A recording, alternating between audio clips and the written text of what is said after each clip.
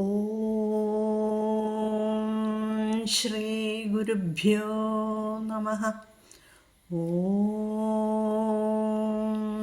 ശ്രീ പരമാത്മനേ നമഃ. ഓം ശ്രീ ലളിതാംബികായൈ നമഃ. ഓം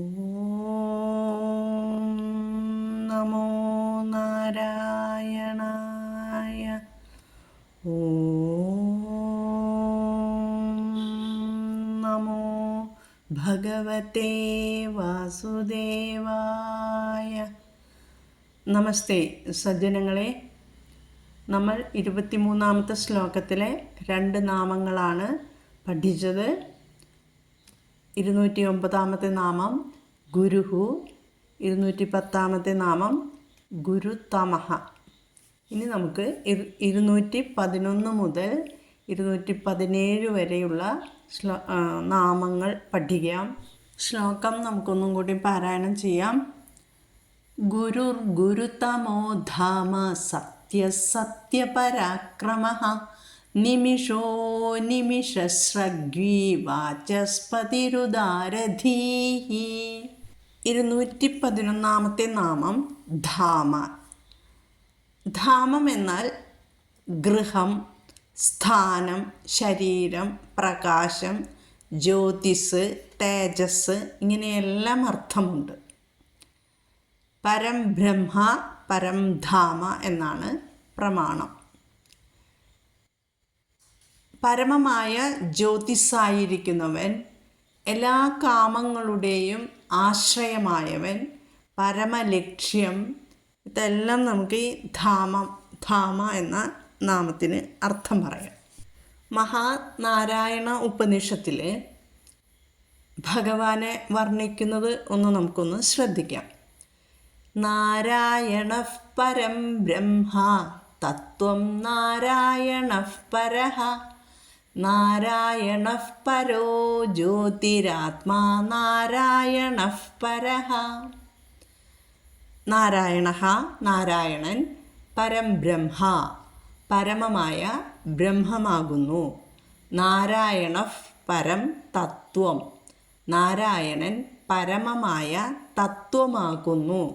നാരായണഃ പരോ ജ്യോതിഃ, നാരായണൻ പരമമായ ജ്യോതിസാകുന്നു. നാരായണഃ പരം ആത്മാ, നാരായണൻ പരമമായ ആത്മാവാകുന്നു.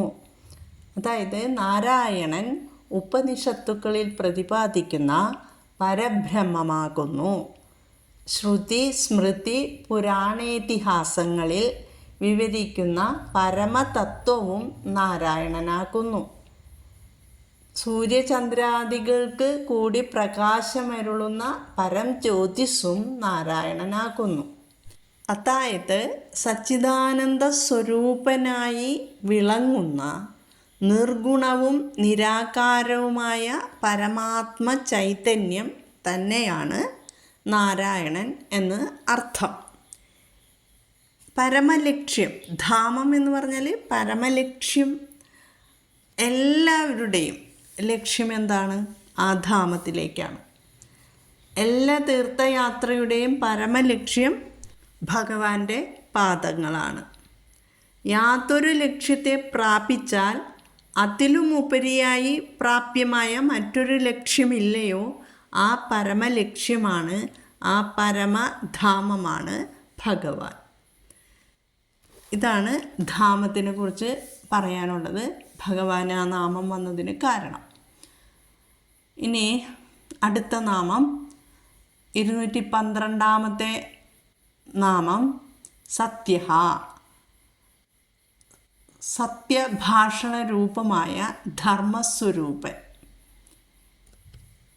ഏതാണോ നിരന്തരമായ വിശകലനത്തിന് ശേഷവും മാറ്റമില്ലാതെ നിലനിൽക്കുന്നത്, അതാണ് സത്യം.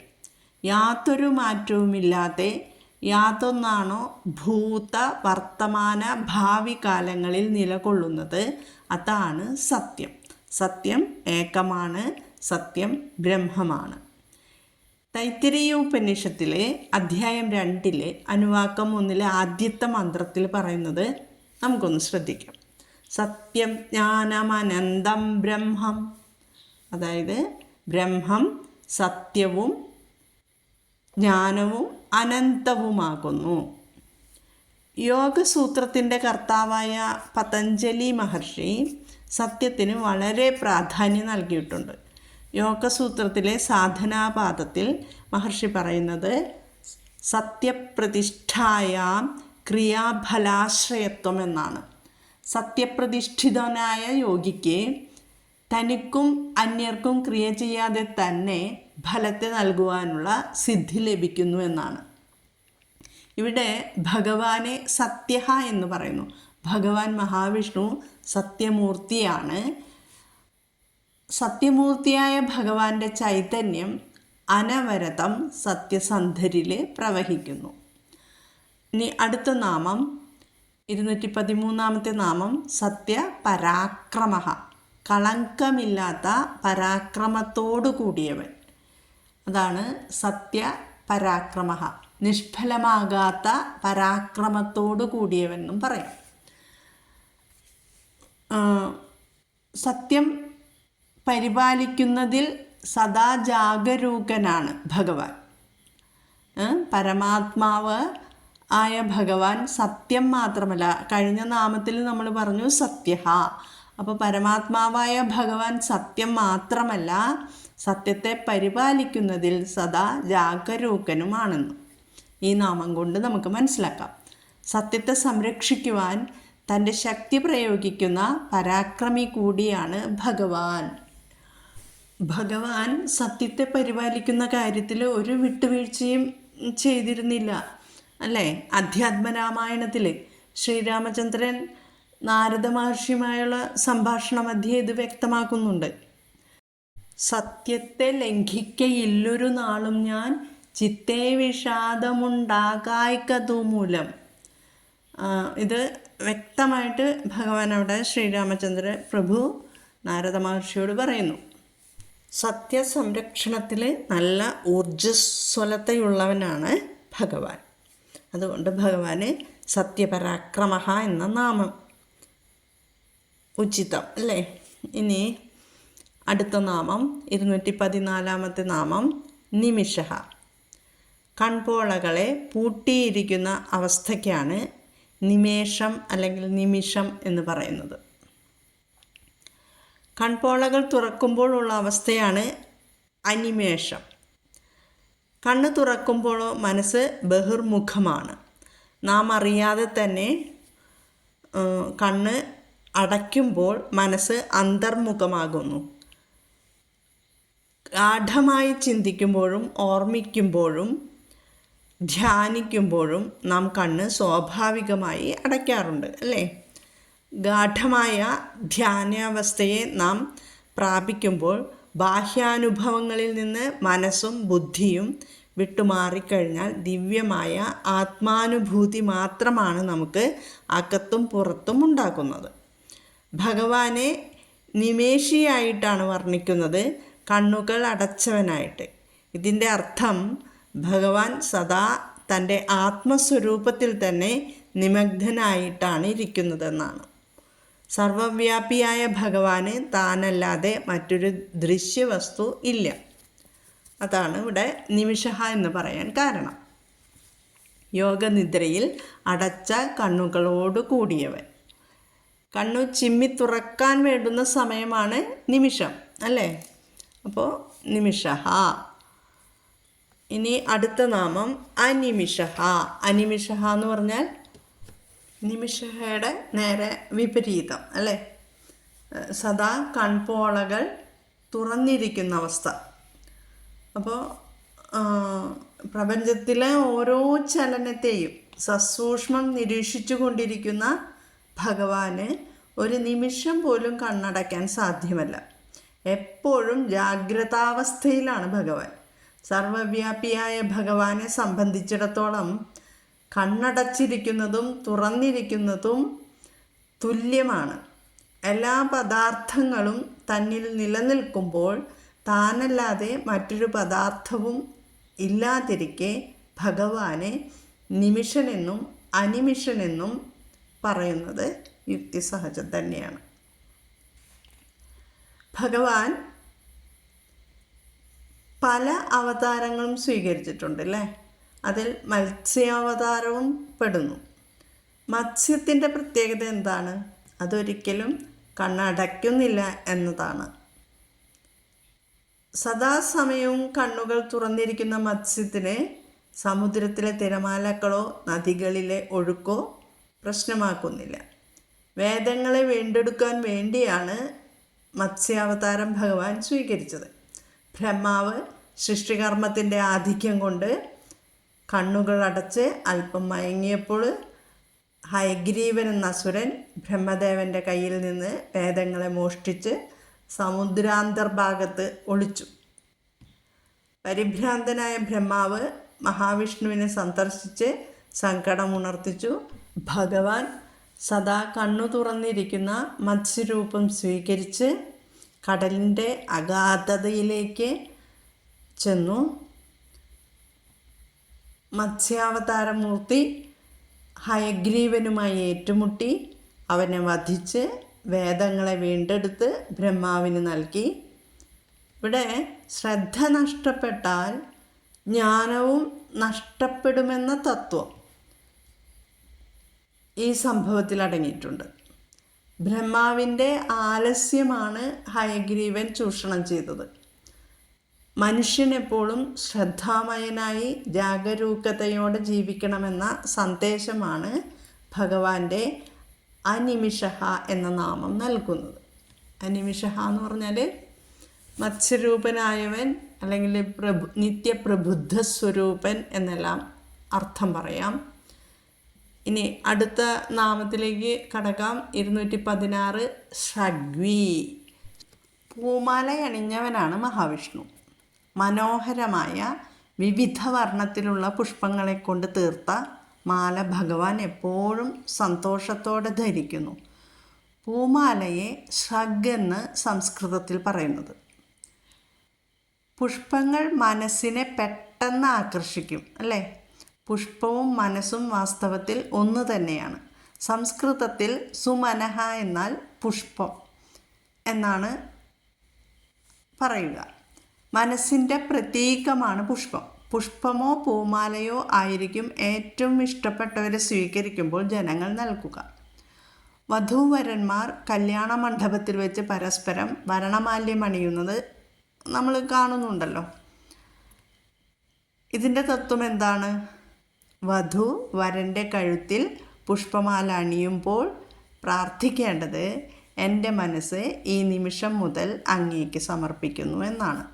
അതുപോലെ തന്നെ വരനും പ്രാർത്ഥിക്കണം, സഹധർമ്മിണിയായി വരുന്ന വധുവിന് എൻ്റെ മനസ്സ് നൽകുന്നുവെന്ന്. ഇതിൻ്റെ അർത്ഥം എന്താണ്? നവദമ്പതികളുടെ മനസ്സ് വിവാഹ ജീവിതാരംഭം മുതൽ ഒന്നാവുകയും അത് മരണം വരെ നിലനിൽക്കുകയും ചെയ്യുക എന്നാണ്. ദേവാലയങ്ങളിൽ പുഷ്പങ്ങൾക്കാണ് അധികം പ്രാധാന്യം. കാരണം ദേവന് ഭക്തന്മാർ സമർപ്പിക്കുന്നത് അവരുടെ മനസ്സിനെയാണ്. അതുകൊണ്ടാണ് മനസ്സിനെ പ്രതിദാനം ചെയ്ത് പുഷ്പങ്ങളെ ദേവനിലേക്ക് അർപ്പിക്കുന്ന ക്രിയ പുഷ്പാർച്ചന അല്ലെങ്കിൽ പുഷ്പാഞ്ജലി എന്ന പേരിൽ അറിയപ്പെടുന്നത്. ഭഗവാൻ ലോക മനസ്സിനെ, അതായത് സകല പദാർത്ഥങ്ങളുടെയും മനസ്സിനെ തന്നിലേക്ക് ആകർഷിക്കുന്നു. മനസ്സിനെ തന്നിലേക്ക് പ്രവേശിപ്പിക്കുക എന്ന സൂചനയാണ് ഭഗവാൻ പൂമാല അണിഞ്ഞതിൽ നിന്ന് നാം മനസ്സിലാക്കേണ്ടത്. ഭഗവാൻ അണിഞ്ഞ പുഷ്പമാല വൈജയന്തിയാണ്. ഒരിക്കലും വാടാത്ത പഞ്ചവർണ്ണങ്ങളോടുകൂടിയ കാൽമുട്ടുവരെ നീണ്ടു നിൽക്കുന്ന വൈജയന്തിമാല ഭഗവത് വിഭൂഷണമാണ്. 5 വർണ്ണങ്ങൾ പഞ്ചഭൂതങ്ങളുടെ, അതായത് ആകാശം, വായു, അഗ്നി, ജലം, ഭൂമി എന്ന അവയുടെ തന്മാത്രകളാണ്. പഞ്ചഭൂതാത്മകമായ പ്രപഞ്ചത്തെ ഭഗവാൻ ഹാരമായി അണിഞ്ഞിരിക്കുന്നു. ഓരോ ഭക്തനും അവൻ്റെ മനസ്സാകുന്ന പുഷ്പത്തെ ഭഗവാന് അലങ്കാരമായി അർപ്പിക്കണം. പുഷ്പത്തെ ഭഗവാന് സമർപ്പിച്ചാൽ ഭഗവാൻ അതിനെ പരിശുദ്ധവും നിർമ്മലവും ശാന്തവുമാക്കി ഭക്തന് പ്രസാദമായി തിരിച്ചു നൽകുന്നു. ഇതാണ് ഷഡ്വി. വൈജയന്തിമാലയെ ഉദ്ദേശിച്ചിട്ടാണ് ഇവിടെ പറയുന്നത്. ഭഗവാന്റെ നാമം ഷഡ്വി എന്ന് നാമം വന്നത്. അടുത്ത നാമം വാചസ്പതി രുദാരധീഹി. വാചസ്പതി രുദാരധീഹി. ഇതിവിടെ വാക്കിൻ്റെ പതിയായും സകല പദാർത്ഥങ്ങളുടെയും പ്രത്യക്ഷീകരിക്കുന്ന ബുദ്ധിവൈഭവമുള്ളവനായും ഇരിക്കുന്നവൻ എന്നർത്ഥം. വാചസ്പതി എന്ന പദവും ഉദാരധി എന്ന പദവും ഒന്നിച്ച് ഒരു നാമമായി മാറിയിരിക്കുന്നു. വാചസ്പതി എന്ന വാക്കിൻ്റെ അർത്ഥം വാഗ്മി, ബൃഹസ്പതി എന്നൊക്കെയാണ്.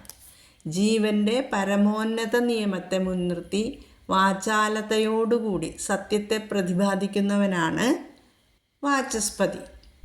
ധീഹി എന്നാൽ ബുദ്ധിശക്തി.